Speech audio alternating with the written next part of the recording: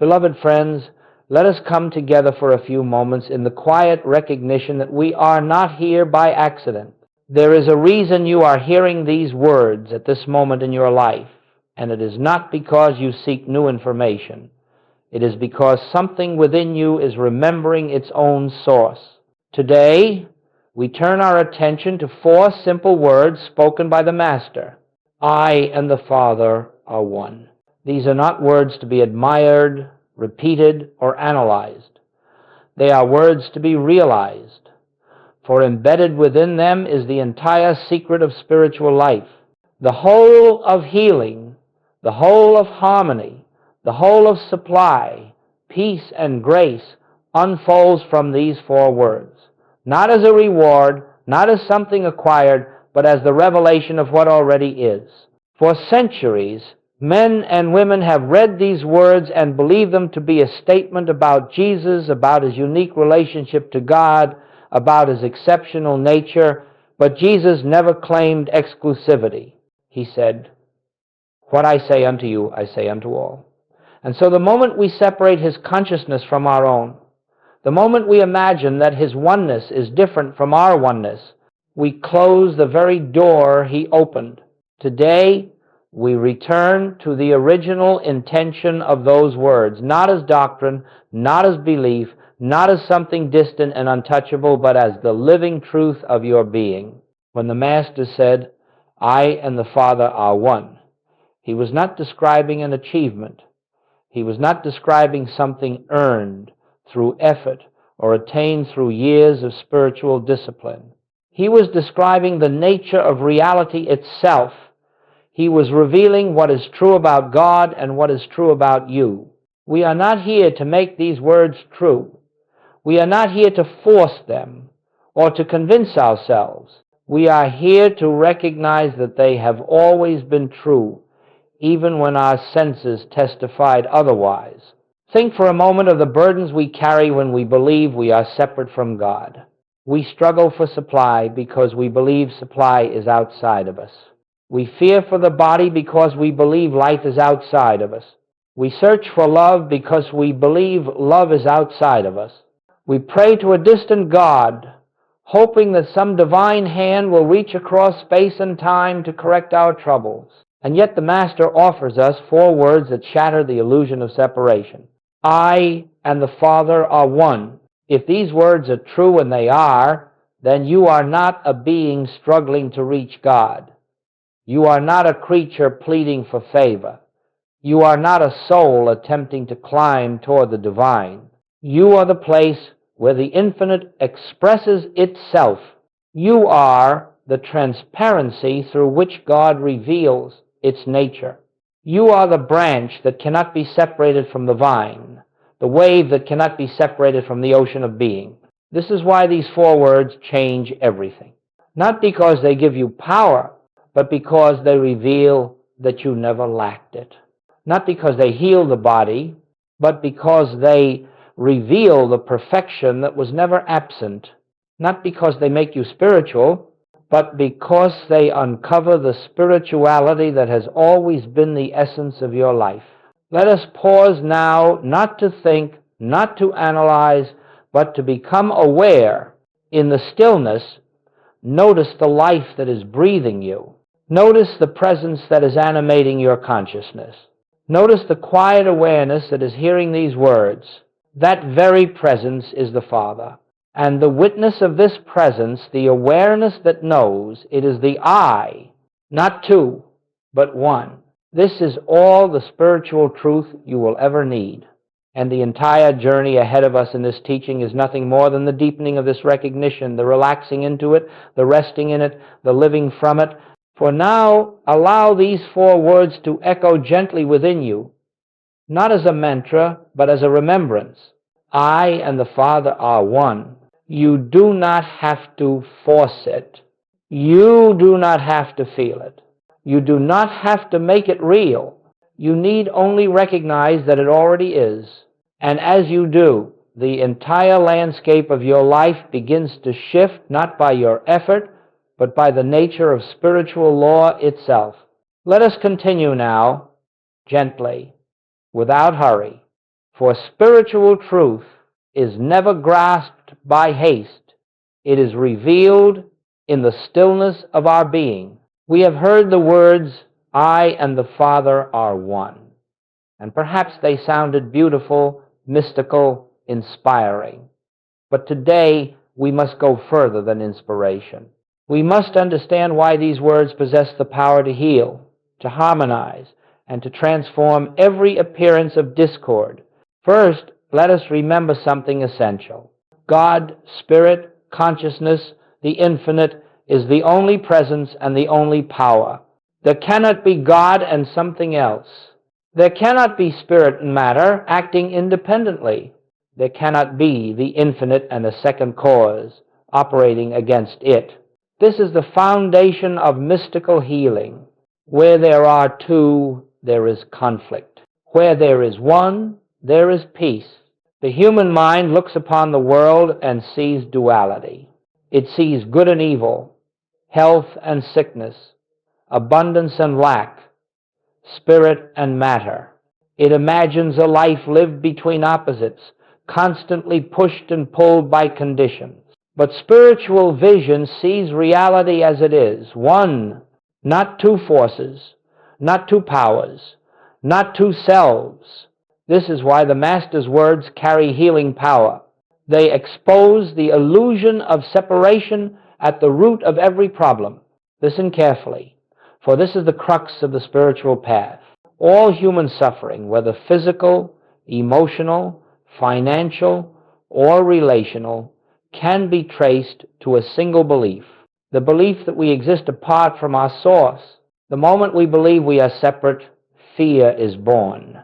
The moment we believe we are separate, lack appears. The moment we believe we are separate, the body becomes vulnerable, life becomes uncertain, the world becomes threatening. Separation is the only disease. Oneness is the only healing. Listen carefully, for this is the crux of the spiritual path. All human suffering, whether physical, emotional, financial, or relational, can be traced to a single belief, the belief that we exist apart from our source. But let us be clear. These words are not a formula. They are not magic. They are not used to change outer conditions. They reveal that nothing needs to be changed because the truth of your being has never been touched by the world of appearances. The disease in the body is not the problem. The fear of being a separated self is the problem. The lack in the bank account is not the problem. The belief that supply exists out there is the problem. All appearance, good or bad, is the mind's interpretation of a world it believes is separate from spirit. But when you recognize that you and the Father are one, you are no longer looking out from that separated mind. You are beholding from spiritual consciousness itself. And in spiritual consciousness, discord has no law to sustain it. It has no substance. It has no reality. It cannot continue. It dissolves because nothing is left to support the illusion. This is the secret behind spiritual healing. It is not a battle between disease and health. It is not a contest between good and evil. It is simply the disappearance of the belief in separation. When the light is turned on, darkness does not struggle to remain.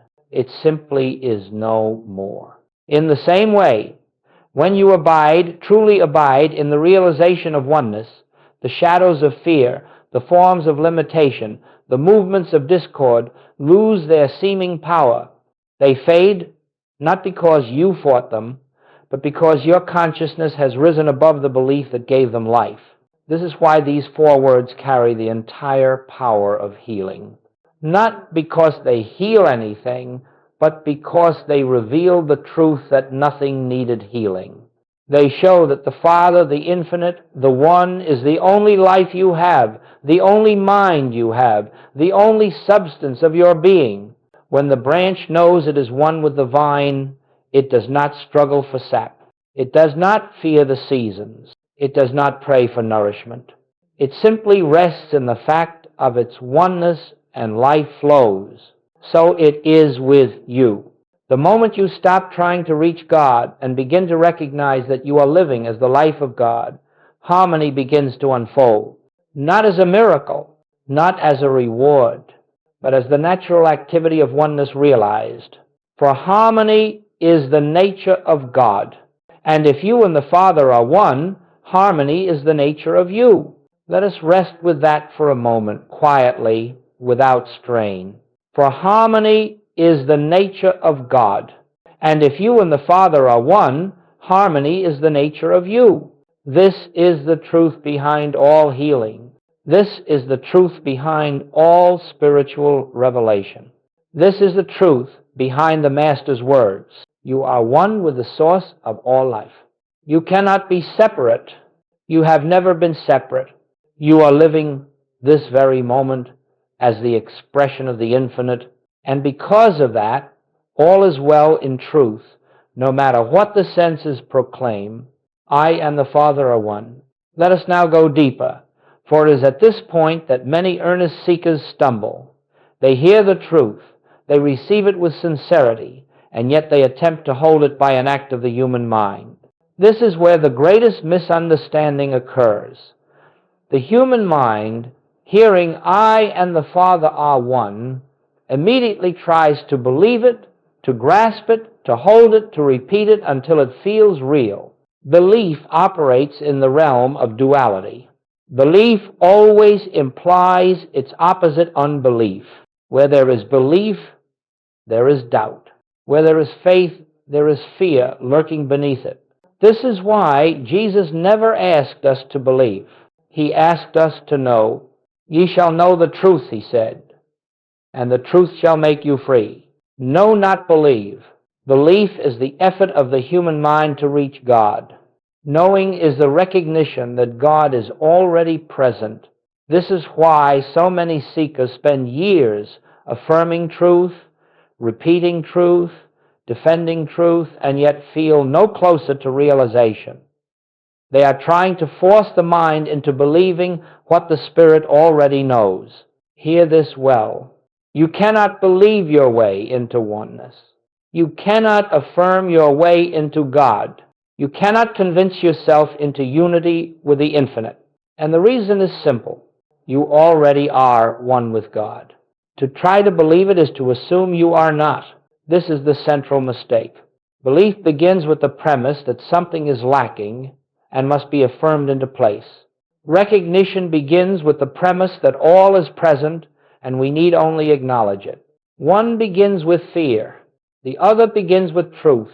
Many students, discovering these teachings, work tirelessly to believe they are spiritual, to believe they are whole, to believe they are safe, to believe they are supplied. But all such effort quietly reinforces the belief that they are something other than spiritual, other than whole, other than supplied. You do not need to believe that the sun is shining. You simply open the blinds and see. In the same way, you do not need to believe in oneness. You simply become still enough to recognize it. Belief is an activity of the mind. Recognition is the silence of the soul. Belief says, I must hold on to the truth. Recognition says, truth holds me. Belief tries to change the outer world. Recognition reveals the world as it is in spirit. Belief is mental effort. Recognition is spiritual rest. Belief tries to change the outer world. Recognition reveals the world as it is in spirit. Belief is mental effort. Recognition is spiritual rest. This is the shift from belief to knowing. Think of it this way. If you claim, I believe the ocean is vast, your belief does not add to its vastness. If you stand on the shore and see the endless horizon, belief becomes unnecessary. In the same way, you do not need to believe in oneness.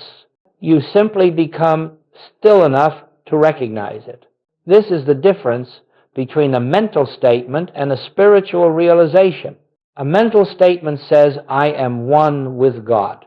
A spiritual realization feels, of course. And so our task is not to strive, not to think, not to convince, but to become receptive, to let the truth reveal itself in silence. Sit quietly for a moment now. Let the mind relax. Let all effort drop away. Do not try to believe anything. Simply notice the awareness that is here. This awareness is not created by you. It is not sustained by you. It is the presence that has always been your life. When you experience that, even faintly, you will understand why the Master said, I and the Father are one, not as instruction, but as fact. And you will cease trying to believe it, for the truth will have declared itself from within. This is the beginning of spiritual knowing.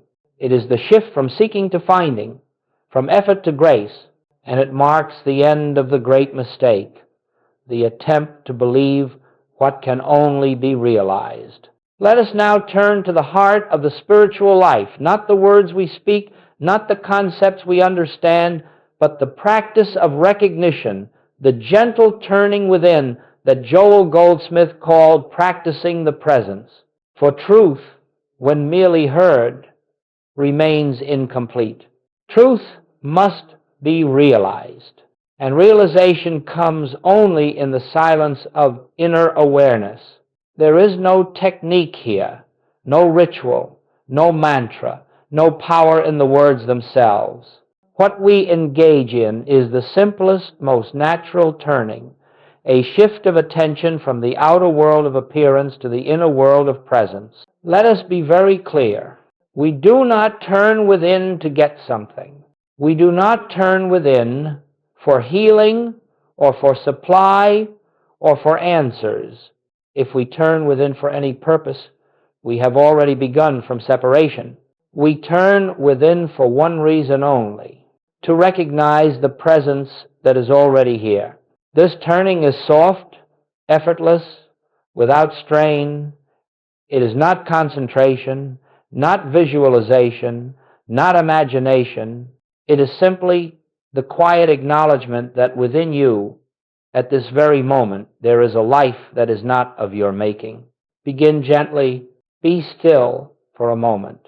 Become aware of the awareness itself, that which listens, that which observes, that which simply is. This is the presence. Not a presence separate from you, but the very core of your being. When you turn to this inner stillness, you are not reaching for God. You are recognizing the truth that God has never been absent. This is what Joel meant when he said, God is closer than breathing, nearer than hands and feet. You do not bring God to you. You do not rise to God. You simply notice the life that is already living you. This is the presence turn. And as you rest here, not thinking, not affirming, not trying to feel anything, a subtle shift begins. The mind grows quiet. The breath softens. The world's urgency loses its grip. And the simple truth reveals itself. I am not alone. I am not separate. I am not a struggling self in a threatening world. There is a presence here. There is a life living itself as me. I and the Father are one. You see, recognition is not created by effort. Recognizing the presence is like recognizing light. You do not turn on the sun. You open your eyes. And so the practice is nothing more than opening the inner eye, the eye that sees beyond appearances, the eye that beholds reality. In this turning, something extraordinary happens, though it may not be felt at once. The sense of personal responsibility begins to dissolve. You begin to realize that you are not the one holding your life together. You are not the one creating supply. You are not the one healing the body.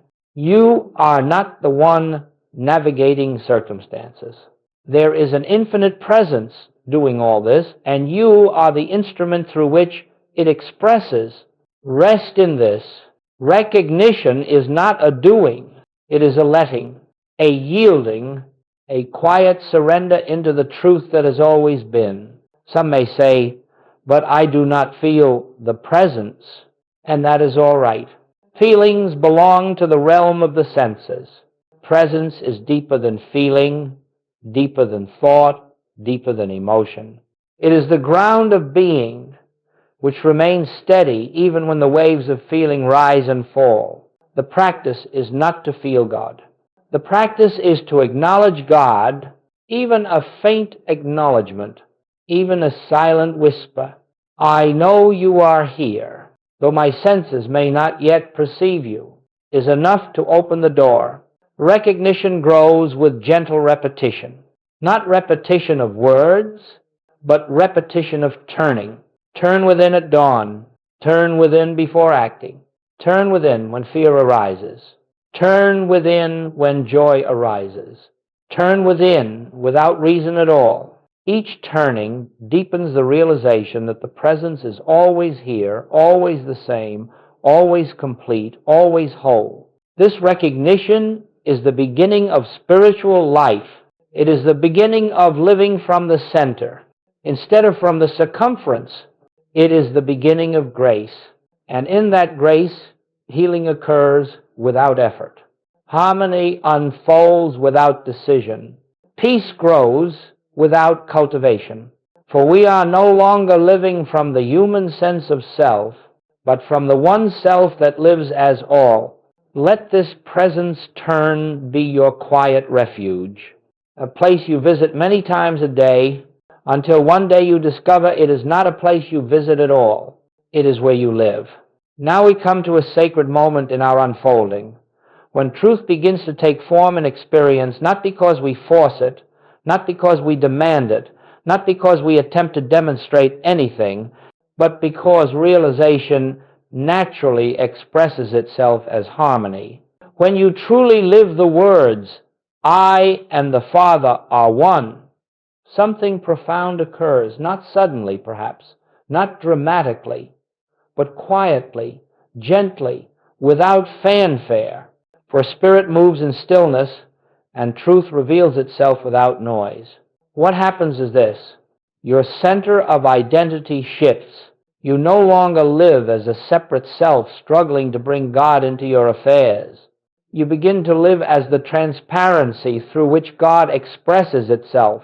This is not imagination. This is not positive thinking. This is spiritual fact revealing itself as individual experience. Let us consider the practical unfolding of this shift, for spiritual principle is always practical. 1. Fear loses its authority. The first change that occurs is the dissolution of fear, not because you confront fear, not because you fight it, but because you recognize that the life you are living is not a separate life. Fear is always based upon separation. Fear requires me apart from God, me apart from safety, me apart from support. But when you live from the truth that you and the Father are one, fear has nothing to support it. It cannot survive in the atmosphere of oneness. It simply fades like mist before the morning sun. You awake one day and realize, I am no longer afraid of tomorrow. I am no longer afraid of life. For life itself is living me. 2. Problems stop being central. As the sense of separation dissolves, the urgency of problems dissolves with it. The world may present challenges, financial pressures, bodily symptoms, relational tensions, but they begin to lose their power to define you. You no longer look at problems as conditions to be fixed. You see them as appearances that arise in the realm of the senses, while your true being remains untouched. You respond to life from the center rather than reacting from the circumference. This is why Jesus could sleep in the storm. The storm was real enough to the senses, but not real to his consciousness, so it becomes with you. 3. Harmony begins to reveal itself without effort. As you live from oneness, harmony begins to appear, not because you seek it, but because harmony is the natural activity of spiritual awareness. Supply flows not as money alone, but as opportunity, insight, clarity, direction, right action. Healing unfolds not as a miracle, but as the revelation of the body's spiritual essence. Relationships soften not by correcting others, but by recognizing the presence in them. You do not manipulate conditions. You abide in truth, and conditions follow. Joel Goldsmith often said, "The outer life is but the picture of the inner state of consciousness. When the inner state is oneness with the infinite, the outer picture reflects its harmony. For you stop living life, and life begins living you. This is perhaps the most beautiful change. When you live from separation, life feels like a burden, an endless stream of responsibilities, decisions, and uncertainties. But when you live from oneness, you begin to sense that there is an intelligence directing your way. You find yourself guided. You find yourself supported. You find yourself moved by an inner wisdom that is not personal. Life becomes less about effort and more about flow, less about planning and more about listening, less about getting and more about being. And you realize, I am no longer the doer. The Father within doeth the works." 5. The world's hypnosis breaks as oneness becomes your lived reality. You see through the hypnotic power of the world mind. You stop taking appearances at face value. You stop being impressed by conditions.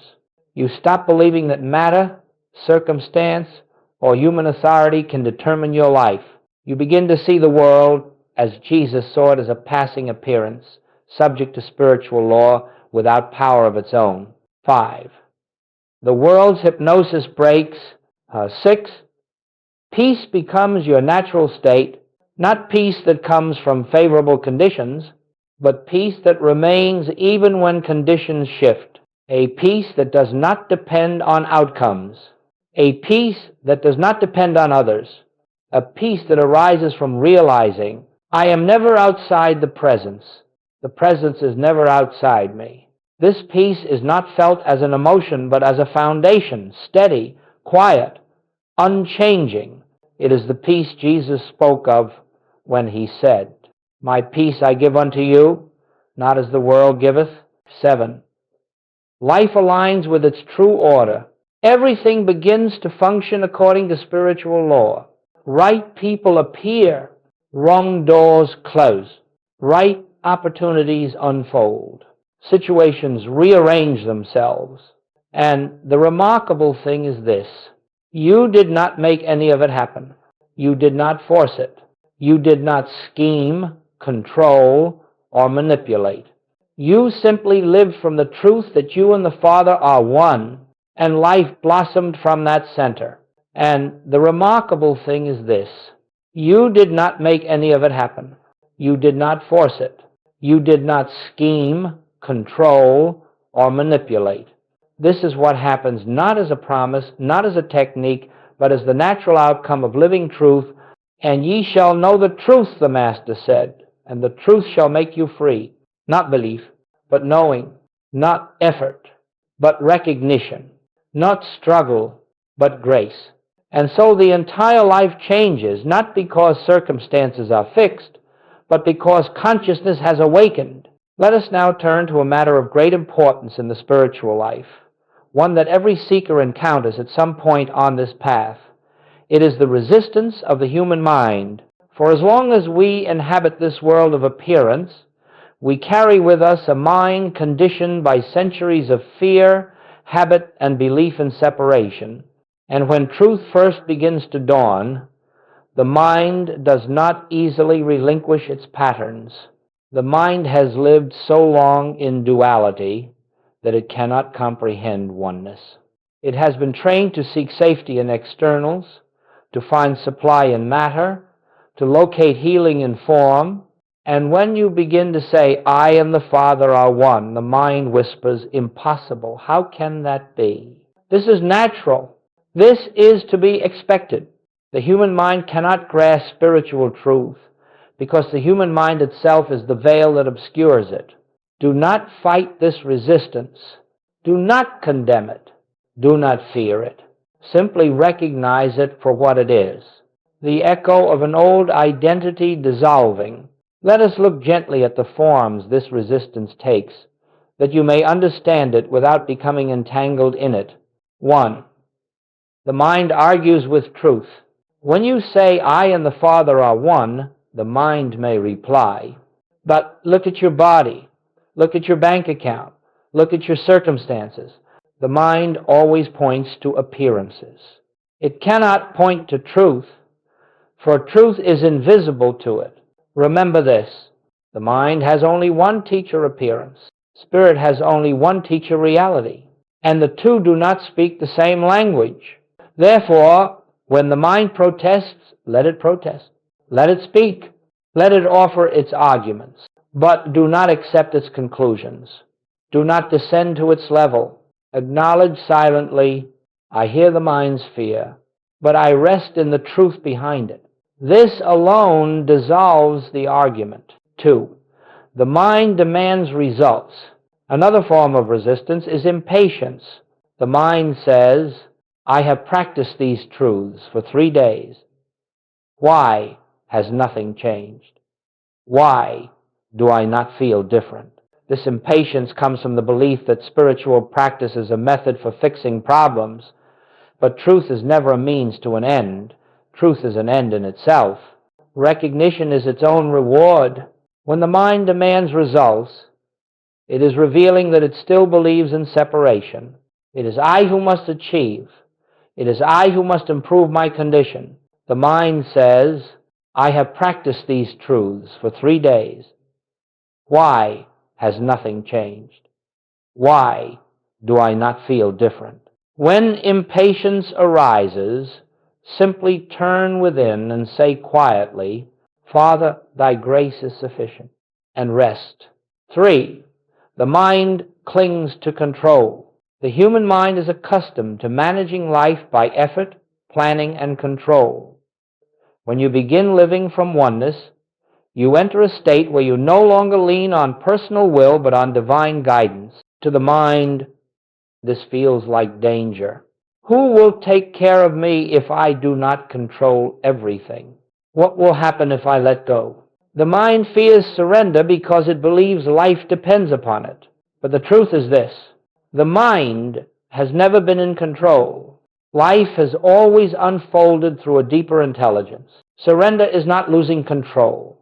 Surrender is recognizing you never had to carry the burden in the first place. 4. The mind resists stillness. Many seekers say, when I sit in silence, my mind becomes restless, thoughts increase, emotions arise, it feels uncomfortable. Yes, because the mind lives in motion, not in stillness. When you enter silence, you enter the realm the mind cannot govern, and so it resists. The mind whispers, this is too quiet, too empty, too unproductive, but Spirit speaks only in silence. Spirit cannot be heard through the noise of thought. Therefore, when restlessness arises, do nothing about it. Simply witness it. Let thoughts pass like clouds.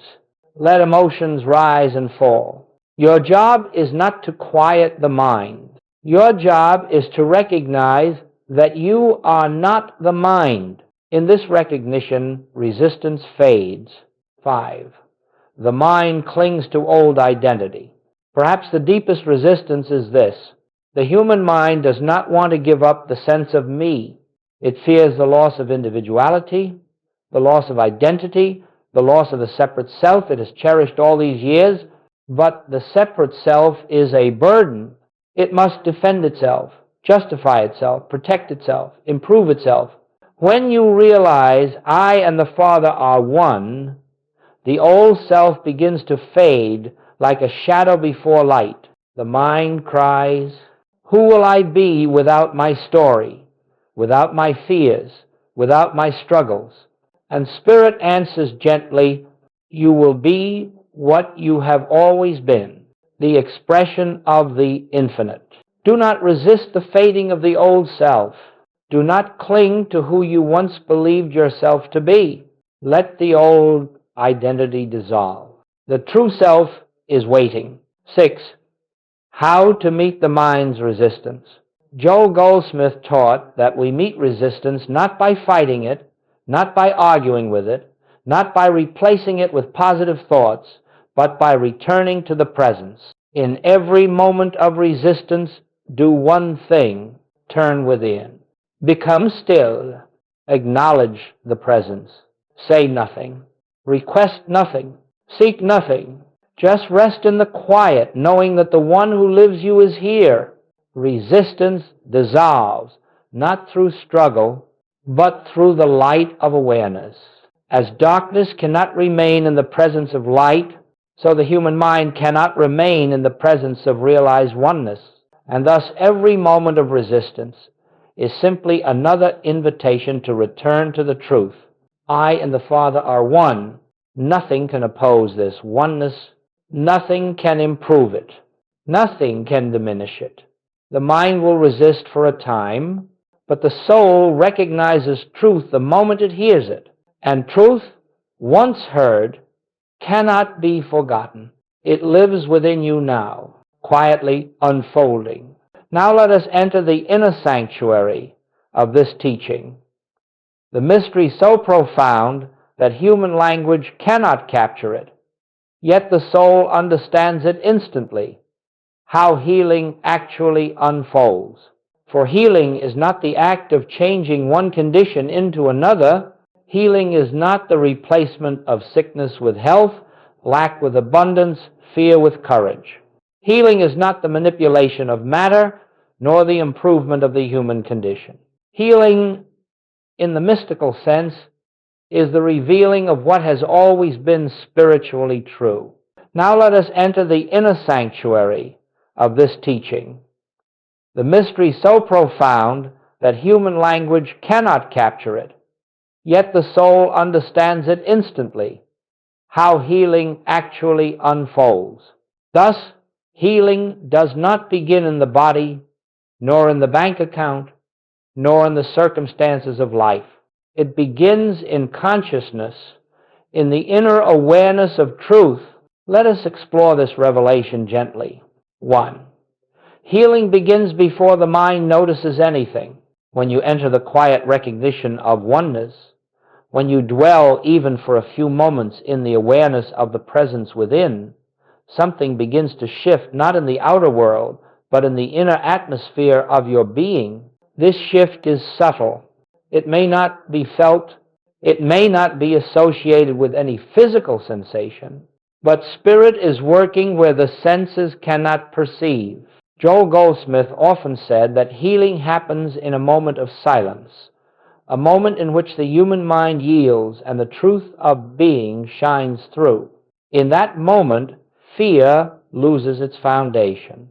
The belief in separation begins to crack, and spiritual law reasserts itself. This happens quietly, like dawn breaking without sound. 2. The inner realignment precedes outer change. To the human sense of life, it may appear that nothing has changed. The symptoms may remain. The bills may still be on the table. The conflict may still be unresolved. But do not be deceived by appearance. In spiritual healing, the outer picture always lags behind the inner realization. As the sense of separation dissolves, the outer world eventually follows, conforming to the new state of consciousness. But this requires no effort, no pleading, no mental struggle. It is as natural as fruit appearing on a tree once the root is nourished. The world cannot resist the expression of realized truth. It cannot fail to mirror what consciousness has recognized. But the mirror obeys the inner, not the other way around. 3. Healing is the disappearance of the belief, not the condition. Understand this well. What disappears in healing is not the external condition, but the belief in the condition's reality. You stop believing that disease has power. You stop believing that lack has substance. You stop believing that fear has authority. When the belief dissolves, the appearance loses its support. A shadow on the wall does not need to be removed. You simply remove the object casting the shadow. In the same way, you do not remove sickness, you remove the belief that you live apart from the wholeness of God. You do not remove lack, you remove the belief that supply exists outside of your consciousness. You do not remove fear, you remove the belief that you are a self at risk. When belief dissolves, the appearance has nothing left to stand on. 4. Healing is grace, not human will. Another hallmark of true healing is that it cannot be willed into existence. Human thought, no matter how positive, cannot produce spiritual harmony. Harmony is the nature of God, and if you and the Father are one, harmony is the nature of you. Healing reveals the harmony already present. This is why Joel Goldsmith insisted there is no power in the human mind. The human mind can imagine, hope, affirm, but it cannot touch the realm where healing takes place. Healing occurs when the mind yields, when it grows still, when it ceases to interfere. In that holy quiet, the presence that has always been your life shines forth. Grace does the work. Grace restores. Grace reveals. Grace heals. You do nothing but be still. 5. Healing comes not to the person, but to the consciousness. This is a subtle but vital truth. Healing is not something that happens to you. It happens in you as an awakening of your true identity. You may ask, will this heal my body? Yes, but healing the body is a byproduct, not the purpose. The real healing is the dissolving of the false sense of self, the separated self. When you realize the presence as your very life, the body simply reflects that realization. When you realize the infinity of supply, outer provision flows accordingly. When you realize the wholeness of your being, harmony appears in your relationships. But the healing is always the same, the awakening of consciousness to its oneness with God. All else follows. Zex. Healing often happens before you notice it. There are times when healing is so quiet, so gentle, that you only realize later that the problem is gone. You look back and say, when did that fear disappear? When did that pain leave? When did that situation resolve? It happened the moment consciousness shifted, even if the senses recognized it later. You look back and say, when did that fear disappear? When did that pain leave? When did that situation resolve? This is why Jesus could say, judge not according to appearance, but the healing is always the same. The awakening of consciousness to its oneness with God is 7. Healing is not a miracle, it is the normal activity of truth. Do not think of spiritual healing as something extraordinary. What is extraordinary is the belief in separation. What is natural is the expression of harmony through the one life. When the belief in separation dissolves, even briefly, the natural order of spirit asserts itself. Just as light naturally fills a darkened room when the blinds are lifted, so truth naturally harmonizes experience when the veil of separation is removed. Healing is the natural consequence of knowing what is real. There is nothing miraculous in it. It is as simple, as inevitable, as light displacing darkness. 8. The silent shift becomes a way of living. Over time, the silent shift becomes more frequent. Not because you try harder, but because the presence becomes familiar. Because the truth feels more real than the appearance. Because you have tasted peace, and the soul remembers its own home. Eventually, this shift becomes your dwelling place. You live not as a seeker of truth, but as one who abides in truth, not as a person trying to heal, but as an instrument through which harmony flows, not as a self separate from God, but as the expression of God's own selfhood. And this is healing. This is freedom. This is the Christ consciousness Jesus lived and revealed. Up to this point, We have spoken of realization, of inner turning, of the silent shift that awakens the truth of our being. But now we come to the essential question: how do we carry this awareness into the movement of daily life? For the spiritual life is not a retreat from the world.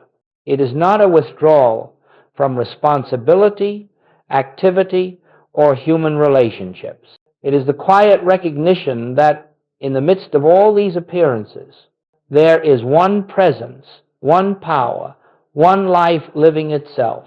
Integrating oneness into daily living is not about adding practices or creating routines. It is about remembering who you are, remembering the presence, remembering the truth behind the appearance. It is the art of living from center while moving through the circumference. Let us explore how this unfolds gently and naturally. 1. Begin your day in awareness. Before the world touches you, before the phone, the news, the calendar, the tasks, turn within, not for long. Even 1 moment is enough.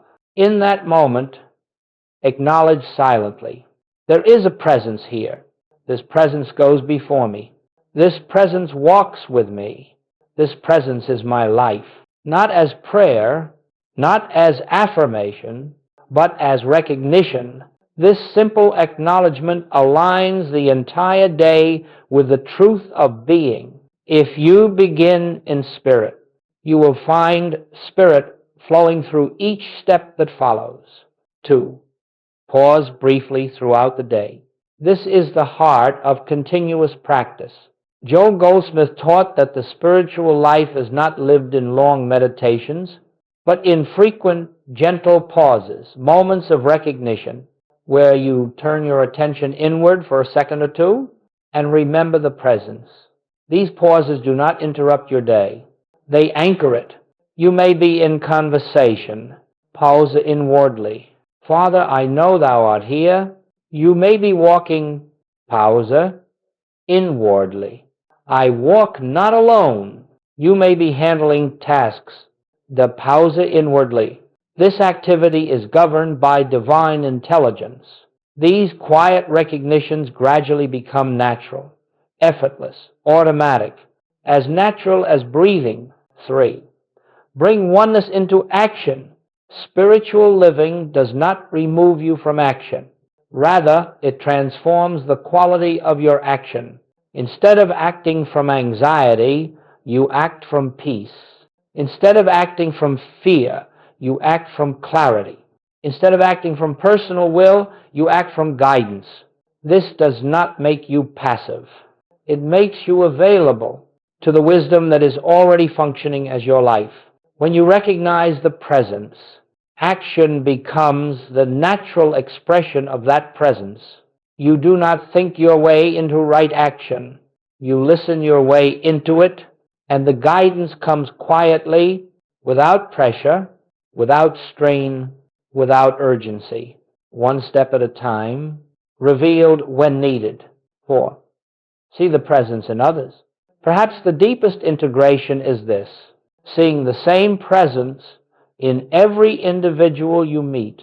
This does not mean approving behavior or ignoring discord. It means recognizing that behind every personality, whether gentle or difficult, kind or conflicted, there is the same divine self you know within yourself. This is the basis of true relationship. This is the foundation of healing in interaction. When you meet another through the eyes of oneness, something in them begins to respond. Sometimes silently, sometimes invisibly, but always inwardly. You are no longer interacting with a separate person. You are recognizing God as the very substance of their being. And in that recognition, relationship changes. 5. Practice oneness when challenges appear. Do not wait for peaceful moments to remember truth. The real practice begins when circumstances challenge you. When fear arises, pause. When conflict surfaces, pause. When lack appears, pause. When pressure builds, pause. And in that pause, turn within. Only one presence is here. Only one power is here. Only one life is acting. This does not change the appearance immediately, but it changes you. And when consciousness shifts, conditions inevitably follow. This is the secret. You do not use truth to fix problems. You recognize truth in the presence of problems, and recognition dissolves the problem's authority. 6. Allow silence to become your companion. As oneness becomes your lived awareness, you will discover moments of spontaneous silence. Not the absence of sound, but the absence of inner noise. This silence travels with you. It does not depend on where you are. It does not require special conditions. It becomes a living atmosphere, a presence that surrounds and permeates your daily activity. In this silence, you feel guided. You feel carried. You feel supported without effort. Life becomes lighter. Decisions become easier. Relationships become softer. Work becomes an expression rather than a burden. Silence is not something you enter. Silence becomes something you live from. 7. Let the practice become identity. With time, oneness is no longer something you practice. It becomes the ground of your being. You no longer say, I will seek the presence. You feel the presence living you. You no longer say, I will turn within. You find that within is where you dwell. You no longer say, I will remember God. You feel the truth that God is remembering himself as you. This is integration, not an activity, but a state of consciousness. You no longer say, I will turn within. You find that within is where you dwell. Everything changes, not because you sought change, but because you sought presence, and presence changes everything. Ashtuane. Continuous practice becomes continuous grace. The more you rest in oneness, the more you sense a quiet rhythm moving through your days. A rhythm not created by you, but revealed to you. You begin to understand what Jesus meant when he said, my yoke is easy, and my burden is light. You live without strain. You act without fear. You walk without worry. You love without effort. This is the Christ consciousness alive as you. Not someday, but now. Integration is not something you accomplish. It is something you allow. It is the natural unfolding of a consciousness that has remembered its source. And because the source is infinite, the unfolding never ends. And now, as we come to the close of this unfolding, let us rest together for a moment in the quiet recognition of what has taken root within you.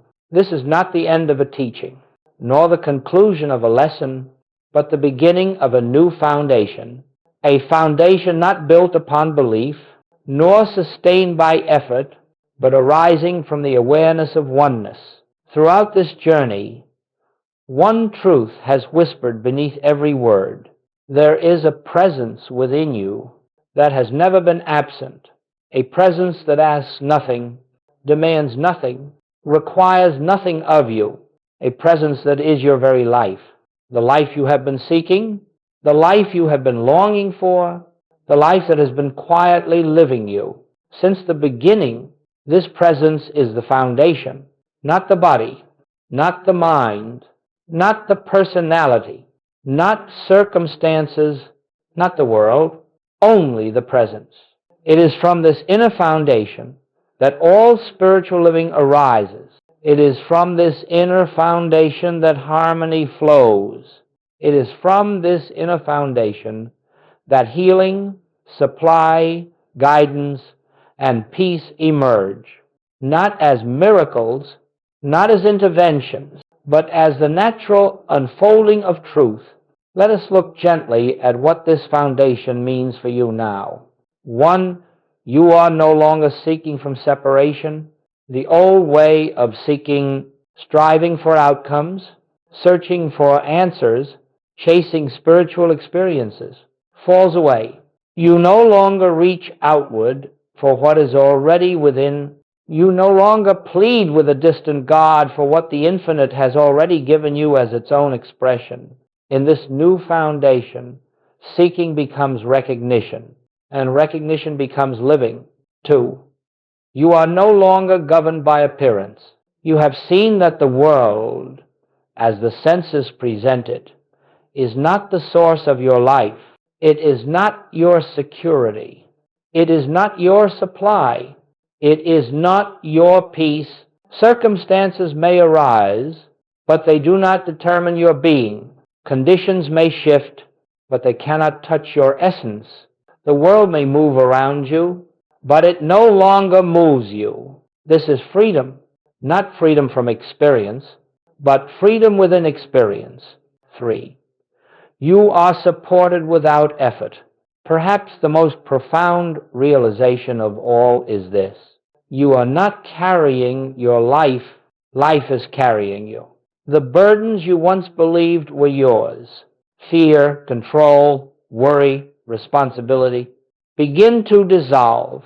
In the light of this understanding, you discover that guidance comes when needed, strength comes when required, supply flows where consciousness opens, harmony reveals itself when the belief in separation fades. This is grace, the effortless activity of the infinite through the individual, and grace becomes natural once the foundation is recognized. 4. You live from the center, not the circumference. The world may still present joys and challenges, but you no longer live from reaction. You live from the center of awareness, from the quiet knowing of the presence within. 4. You live from the center, not the circumference. This is what it means to dwell in the kingdom, not to visit it, but to live from it. 5. You understand that transformation is already unfolding. You may not yet feel complete. You may not yet see outward changes. You may still experience moments of resistance. But do not judge the spiritual process by the timeline of the world. You may not yet feel complete. You may not yet see outward changes. You may still experience moments of resistance. Transformation is not an event. It is a dawning, and the dawn is already breaking within you. Asterisk, asterisk 6. Your path forward is simple. Return, recognize, rest. From this point on, the spiritual life becomes disarmingly simple. Return to the inner presence. Recognize the truth of oneness. Rest in the awareness that this truth is your life. There is nothing more to seek, nothing more to add, nothing more to force. The foundation has been laid, and the foundation is enough. For once the truth is glimpsed, even briefly, it begins to reveal itself again and again, until it becomes the atmosphere in which you live. 7. The journey ahead is one of unfolding light. As you continue forward from here, do so gently, without expectation, without pressure. The same presence that brought you to this moment will carry you to the next. The same intelligence that opened this recognition will deepen it. The same love that awakened you will guide you. There is nothing to fear and nothing to achieve. Only one life, one presence, one being unfolding as you. And now you know it. Final blessing. Rest now in the quiet acknowledgement of who you are, a transparency through which the infinite reveals itself, a branch of the one vine, a wave of the one ocean, a light of the one. Light, let this truth be your foundation. Let this presence be your home. Let this oneness be your life. And as you walk through the days ahead, remember, you and the Father are one.